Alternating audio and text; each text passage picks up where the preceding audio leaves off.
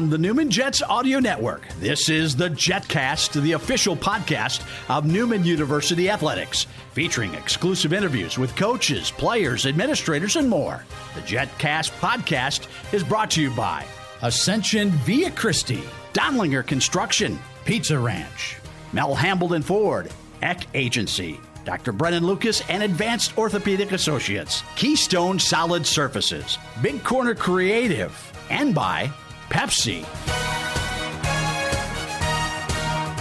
Here's the voice of the Newman Jets, Blake Cripps. Episode 78 of the Jetcast Triathlon is back on the show, and there have been few other sports that have taken the track that triathlon has over the past couple of years. To diagnose everything, going to bring us the latest, Jeff Lovgren is the head coach for the men and the women triathlon teams here at Newman University. Coach, it is great to have you back on the show. Thank you so much. Yeah, thanks for having me. You know, you mentioned to us, we were at the pre- kind of, it's almost like a preseason meeting, but for staff, it's staff assembly. We have it every fall or every other fall. It was my first one this year.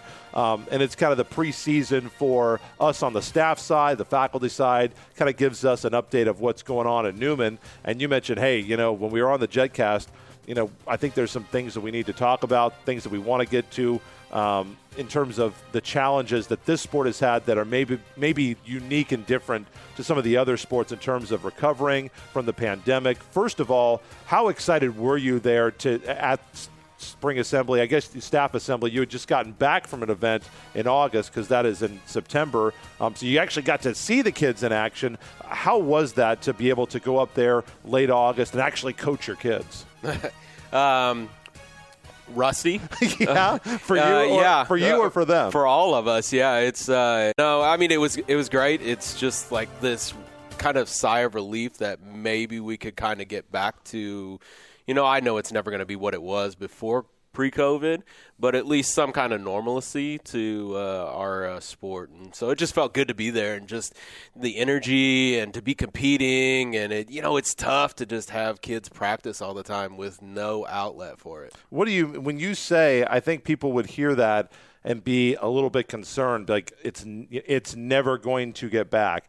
And people have said that, and, you know, we're not going to turn this into a political discussion. It's not the time nor the forum, but, things are never going to get back to normal. What do you mean by you don't think triathlon will ever get back to what it was pre-coronavirus? Yeah, well, let's talk a little bit about what it was before Corona. So let's talk about nationals. That's kind of just the main big event, right? Sure. And obviously, in any sport, it's the main big event, but it's kind of the way to actually judge it and go on.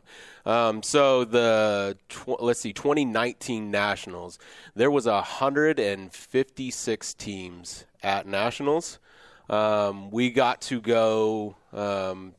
Last April was the next nationals we had. So April of 21. Okay. Or no, what year were we in? 22. So this past April. Yeah, okay. This past April, 22. There was only 90 teams there. It used to also coincide with the high school national event as well. I can't even remember how many high school teams were there in 2019, but we're talking hundreds. There was 0. And we had a little bit of a discussion with the USA Triathlon Committee is kind of what oversees the whole thing for collegiate triathlon. And they were telling us that they had hundreds of teams registered in 2019. In 2022, they had 3. Wow. For high school. And so, talking about, it's not going to go back to what it was. I think things have changed. I mean, we're seeing long-term wise. We used to have a race in September that is just not coming back. And a lot of it has to do with COVID and the way they're changing how they run organizations and structure races and those kind of things. So in our season 2 it just feels like it's always been up in the air ever since then. I know our conference is run by students, so it is a little bit of a leeway there anyway. It's a Midwest Collegiate Triathlon Conference, or the MWCTC for the tri-heads out there. Yeah, so it's always been a student-run organization, and that's kind of how they wanted it, to kind of provide those leadership roles and sure. Different opportunities for the student athletes out there. But that also means that we don't exactly have a set schedule way ahead of time. Sure. Because we are relying on those student athletes to make times out of their schedule when they're not doing, obviously, their classwork, practicing for, their respective sport and triathlon, and then on top of it, anything, just having a life, right? Sure. So it does take a little bit of time, but it seems like since then it's taken a lot longer. Just as an example, we don't know what our winter kind of spring season's going to look like yet. Typically starts in January, goes to the end of March, and then we have our nationals in April. I got an email the other day from the conference chairman saying that she hopes to have the schedule set in December. And it's just, it's tough, right? We have to do a lot of reacting as opposed to planning for those kind of races and stuff. So we assume we're having races, but again, we don't know exactly what races we are having. Not only that, but there's also the things that you just have to do, just in terms of operations. In terms of, are we going someplace where we need a hotel room? Yeah. Logistically wise, I can't plan until kind of last minute kind of stuff. And that makes it tougher to get good rates. Yeah, famously tougher to get good rates in that case. You mentioned the sport and how, and again, maybe this isn't the time or the place or the forum, but you're an expert on this, so I think your opinion is more valuable. So I'm going to ask you anyway. There are a lot of options competing for people's time and for the kids' time that you're trying to recruit. And right now there's opportunities to go. Obviously, there's always been opportunities in other sports, in varsity programs. There's all this opportunity in terms of social media, name, image, likeness. You get on this, you go on TikTok and become a star that way. And, those TikTok guys, Mr. Beast doesn't have time to run triathlon. He's busy being Mr. Beast on the internet, making, giving $1 million away. Right. Yeah. Do you feel like triathlon has a growth or popularity problem with the target athletes, those swimmers, those runners, those just all-around athletes in high school? Do you feel like there is a problem with the sport that needs to be addressed at the national level in this country? Yes and no. Gosh, I put it this way. So you can go pretty much to any school in America and run, right? Whether it be cross-country, track, or something. For a general statement, pretty much every school in America has a program. Very few of them have triathlon programs. And we're talking at collegiate level, let alone, we just talked about high school level. There's only 3 left currently. So it's just not, I don't think it's as popular here in the U.S. It's hugely popular in Europe and South America, and I get requests all the time for students wanting to come and be a part of the program, but it's just obviously tough financially wise for international students to come this way too. So, but I think it kind of does have a little bit of a popular problem here in the U.S., and I think my feeling is, now talking to student athletes that I'm trying to recruit, is their time is more valuable. They lost years, right? We're talking to some high school students that they may be sophomore, juniors, and this is the first time they're actually going to high school because there has been physically there has just been this time void. And so I think they think about or maybe they're a little more conservative about what they want to do with their time and maybe go and stick with something that's a little more known to them as opposed to venturing out and trying it. And I tell them all the time, again, I think you can go anywhere and run, but you can only come here and have a unique experience. And so that's what our program is about, is just trying to provide, that unique experience to try and enrich their college experience that they have and not just be another sporting event. What do you think is going to be your biggest challenge as you try to continue building the program, as you continue to try to convince people that this is going to be something that, 10, 15 years from now, that they'll look back on and think, that didn't give me any followers on X, Y, or Z, didn't make me any money, but this made me a better person. It gave me a better experience. And because of that, I have a higher quality of life. Yeah, I think it's,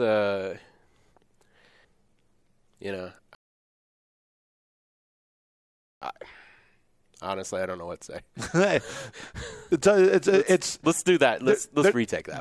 They're tough questions. Well, I mean, I don't think that people need to, people need to understand that this, when you go from a spot where you have all of the, where you have all the participation in your sport, and then something comes along and threatens, you love triathlon. You're not here because, you love triathlon. Yeah, I definitely don't get paid enough to be here. I do it because I love it. Of course. But, and when something you love is threatened by something that was totally out of your control, I mean, I think it's pretty natural to not, to kind of not know, what do you do about it? What can one coach, what can one Jeff Lovgren do about it, even with all of your powers? I feel like this is the very first year. So I started the program. You feel like you're starting over?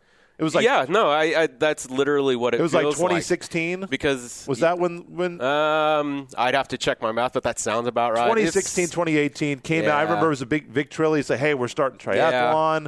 Vic Trilly was a huge supporter of you guys. You guys went for a few years. 2019, obviously, things are going pretty well. Yeah. You feel pretty good. 2020.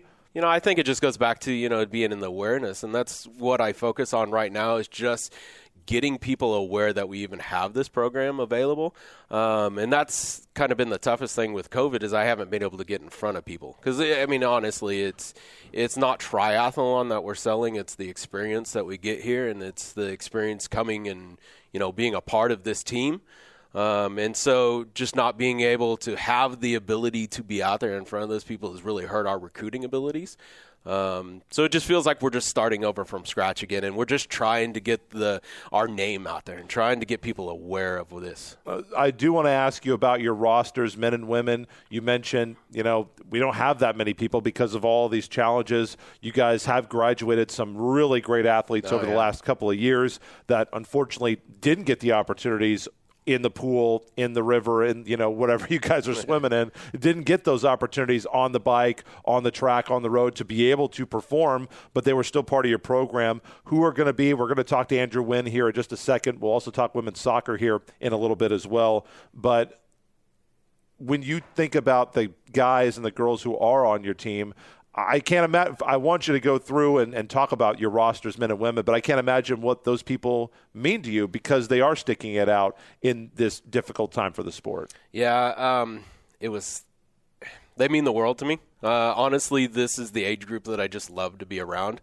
It's the people that I love to be around. I mean, I love this sport, but I honestly love this sport at this age level, this group.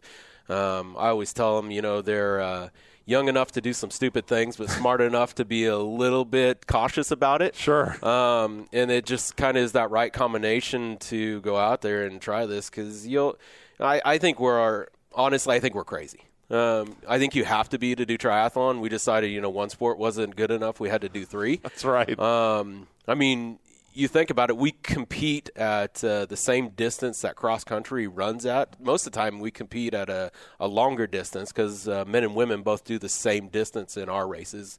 It's not shortened for the women. And that's just for the running part. Yeah, but we get to swim and bike beforehand, so I think we do have to be a little bit crazy. So those guys, and honestly, we didn't have anything. We had one race for 2 years, one collegiate race for 2 years. And just to have them come and be a part and show up, when we had practice, knowing that we didn't have anything that we were specifically practicing for, but more just kind of, our health and just, mental health wise too. Just, sure. Right. To have, something that was positive, and that was one of the toughest things I think that I fought through, and with the athletes that I had was just it's easy to get depressed and down about it when you have nothing to really show for it. And so we spent the majority of those 2 years, as opposed to just swimming, biking, and run for this specific event, we spent the majority of those years spending time together having fun. So practices looked a lot different than what they normally do when we're training for a race. We usually didn't do something that had anything to do with triathlon. It was more about just being out and being fit and, just having that mental release where you could go and have fun for a little bit and forget about the rest of the stuff. So just having them stick with me through all that means the world to me, and I can't thank them enough.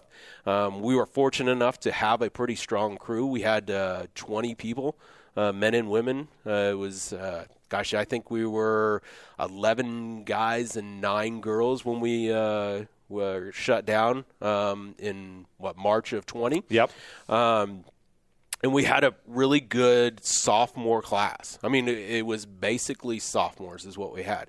So we had students that were invested in not only the program that we had, but the school that we're at as well in Newman. And so they stuck it out, and they were here, and so we had people to show for it. But now that we're out of it, and we're, our roster size right now is 8. I've got 4 men, I've got 4 women.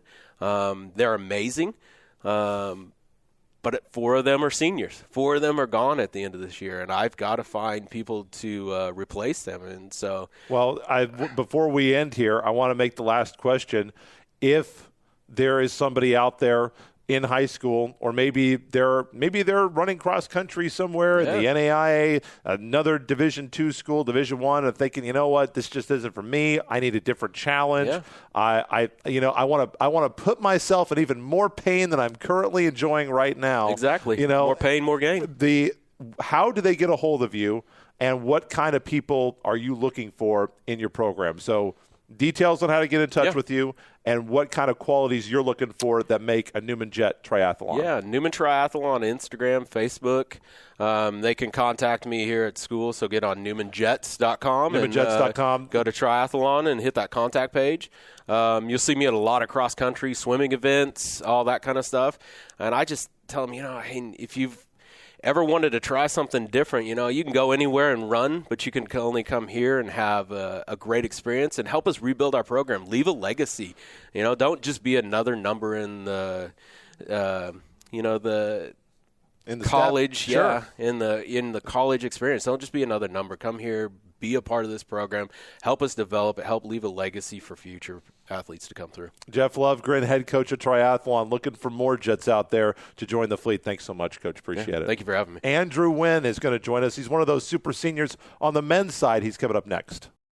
Where can you land the best Jet swag? The official online store of Newman University Athletics, NUJetsgear.com.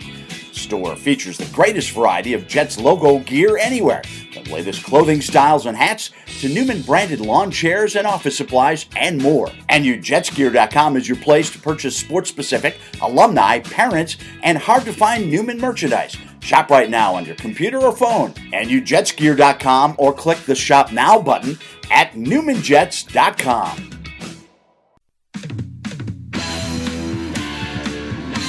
Talking triathlon this week on the Jetcast. The triathlon guys and girls, once again, they are done for the spring or fall portion of their schedule, getting set for the spring, be coming back and getting workout. Not that they aren't working out right now, though, and one of the guys who is getting set for his super senior campaign, Andrew Nguyen, from right here in Wichita, Kansas, a former Capon Mount Carmel Crusader. So we got one from the City League. Andrew, thank you so much for the time. We appreciate it very much. Thanks for having me. Well, it's been, we talked with Coach about this, about the challenges that have been going on with the program in terms of, it sounds like it's more of a issue related with just the sport and how things are being administered right now. But you did get at least 2 races in August. You got to go up to Minnesota. Mm-hmm. You got to race. How do you feel that race went for you and the team? I think the race went really well. Everyone had so many good PRs. I think someone dropped like 20 minutes from their previous PR in that race. So overall, I think we did really well.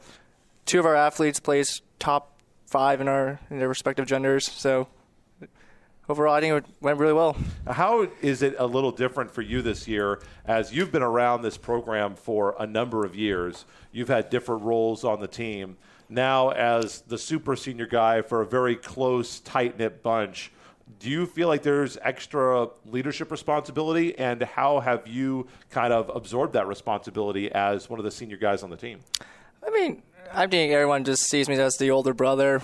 No one really – I think some people see me as a leader, but I try to be there for my teammates, do what I can.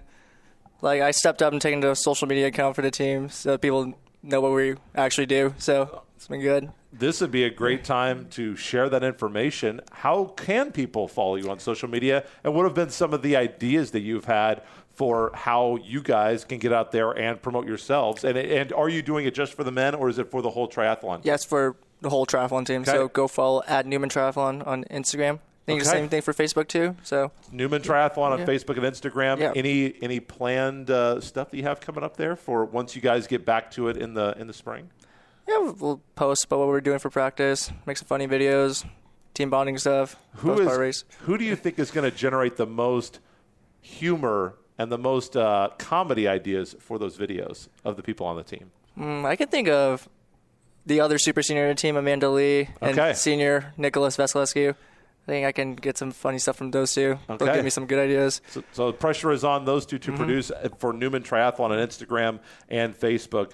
Listen, when you go to college to play sports, when you don't get to play, there's kind of a void there. And I feel like especially those programs that lost their season, you guys were one of them in 2020. There's just a part of that that's never going to get replaced. Those basketball teams that made it to the NCAA tournament that year, there's just nothing that's ever going to get to replace that. How difficult was that? Has it been to have these long stretches like you guys have had without the regular competition like you normally would? And how have you tried to fill that void? Have you been able to? I mean, we've been trying. I mean, I think we're used to at this point having like long gaps in our season because like we said, the conference is not really as organized as it should be. But we've been trying to have fun here and there. Off-season practice has been going well.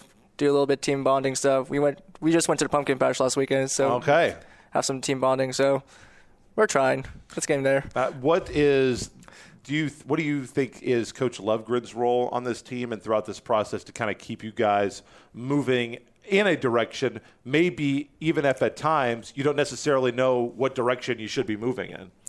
I think Jeff's been doing good and just trying to get us all together, even though it might be just one or two of us at practice, because we do have to share athletes with the cross-country team. So I think Jeff's been doing a good job keeping us together, making sure we're okay, making sure practices are fun. Now, for you at this time of the year, because a lot of times October, November, even in a normal season, you guys would be shutting it down and, going into more of a maintenance mode, more of a performance mode, getting set to make sure that you are peaking for the spring. So right now, what are the kinds of workouts that you're doing, and what are you trying to build on so that you have a successful spring schedule? We're working on doing less on volume, more on intensity. So we work on speed because usually our indoor races in the winter and spring are more like shorter distances. Like we'll do like only 500 yards of swimming or like a 2-mile run. So it's more like only 500 yards of swimming. So it's more like sprint distance stuff. I put our quotes sprint. So more speed work basically. You have to have kind of it's almost a bit masochistic, isn't it? If you're going to be a triathlon person. Yeah. Every time people find out I'm on the triathlon team, it's like, you're crazy, dude. You're crazy. How did you get started? I mean, I just swam in high school. One of my old high school teammates was on the triathlon team, got me in touch with Coach. Funny thing is, she said no at the first time, then changed my mind later in the summer, told the assistant coach I was joining, but she left, so didn't tell Coach. So I had no idea what practice was. Joined the team 2 weeks late. When I joined the team, I only had 2 weeks of training. I was super out of shape, and Jeff just threw me in there. It was like, now I'm here. So sink or swim now. Yeah. What are your goals for yourself here? You mentioned before we came on, super senior season. Going to be your last year at Newman Triathlon. And by the way, he said it's time for him to graduate. He's actually got an interview coming up, a Zoom interview for potential job after college. It's like an internship for Adams Brown. Okay, so that would be very, very good. And for those who don't know, Adams Brown, they are what kind of a company? We're like an accounting firm in town. Okay, that would be very good. Yeah. Keep you here locally in Wichita. So we got to get him off to that interview. So what are your goals? What do you want to see yourself accomplish once you come back in January, get things started with that season? Nationals will be coming up later in the spring. So you'll have about 4 to 5 months left of your career. What's something that you want to accomplish for yourself, and what do you want to see the team accomplish? I think for me, I just want to have one last good season where I'm just proud of what I do, have some decent PRs. I think for the team, I just want to see everyone succeed because I think we have so much potential in this team. Future's bright for the next year's team, so I want them to all succeed and do well. I think my job is to help them all succeed. I'm a super senior. My time is over. It's their time to shine. That's Andrew Nguyen going to try to get the Jets headed in the right direction. A senior from Wichita in his last year with the Newman Jets. Appreciate all your time and commitment to this program over the years, and good luck on the interview as well. Thanks. Appreciate it. So Adams Brown, if you're watching, hire this guy. Jets make great accountants. Maylani Birchbickler is coming up next off of the soccer team as we come back on the Jetcast.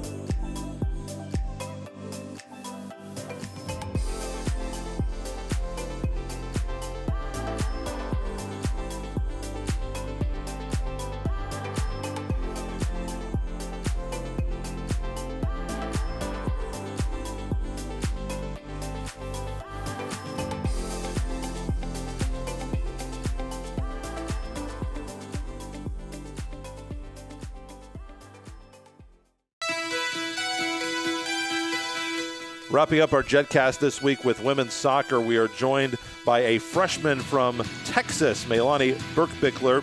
The Jets finish up their season with a draw, 115-2. They draw the Broncos on senior night. Very, very big result for them. Maylani will join us as we wrap up the Newman Jets soccer season for the women. Maylani, thank you so much for being on the show. We appreciate it. Thank you for having me. Well, a senior day result, I know that obviously you guys would have liked to have had more success. You guys were close in many of your matches that could have very easily flipped the other way. But how was it against UCO, which has had a very, very nice season? How great was it to be able to draw them out for a scoreless tie to end the season and kind of send out your seniors with a good performance? Well, I think we went into it kind of really wanting these seniors to leave with something great, something under their belt, because, the previous seasons haven't been the greatest, but I think there's been a lot to build off of. So I think us just trying our hardest, going out there, putting out a fight, doing our best, and just having those seniors, just have a good way of leaving was just awesome for everyone.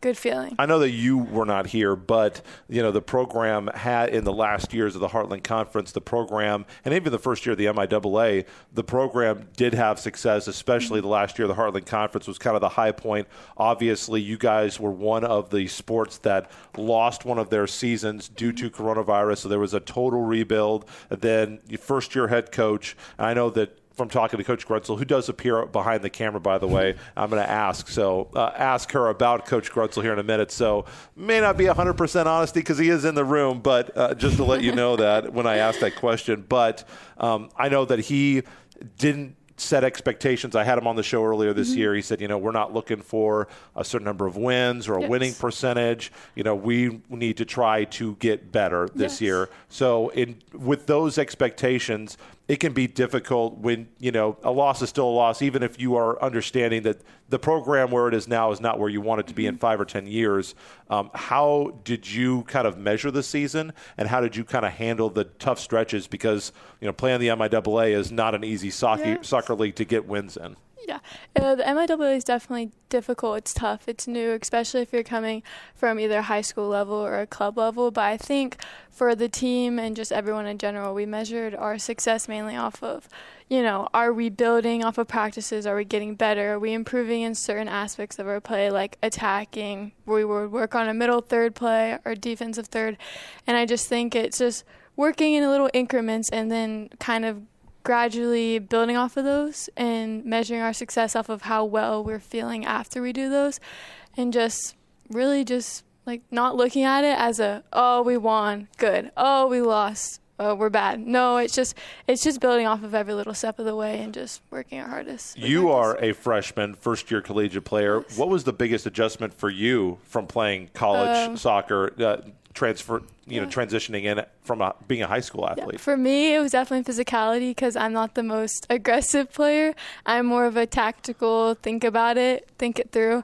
So physicality for me was definitely a big one. I had to, taking some hits more games and hitting people a bit more, getting my shoulder and initiating the contact, as my coach always says. They don't always, people don't think of college, of soccer as being a physical sport, but, I talk to a lot of international players on the men and women's side who have come in over the years to talk, and they've said, if they have played overseas, they will come here and they will say American soccer is just so, they call it football, which, we know is a little bit different, but they say it's so physical. Why do you think it is so physical? Can you explain to maybe someone who's not as educated about soccer, why it's so physical and how physical it actually is? I think it's because international players are more also tactical. They like to think about the games like step by step, whereas when you come to America, there's certain coaches who might do that, certain coaches that might not.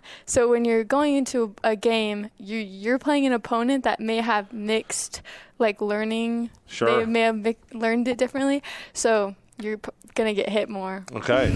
Coach Grunsel, you mentioned he is here behind the camera. What's it been like to get coached by Coach Grunsel in your first year? It's been awesome. I came from a club that coached very similarly to Coach Grunsel. That's also why I committed here. And taking, he mixes that, okay, you have to be physical, or else if you're simply not, you're not going to be able to get on the ball. You're not going to be able to use your skill if you can't even keep it first. So I think it's just been really good because he's giving us both sides of what we need here. I saw when he picked up first win, you guys got a Gatorade bath. Didn't blow it. I think that they maybe not the best Gatorade bath that we've seen, but probably could have been better. We'll have to work on that for the next one. Agreed. But how great was that to get to celebrate with Coach for that win? Awesome feeling. I think it was great for him to get under his belt and just good feeling for everyone. So what was the feeling like after the draw against Central Oklahoma? You guys played one of the top teams in the league. You guys were toe-to-toe to them. Neither one of you could score, and you held your own against UCO.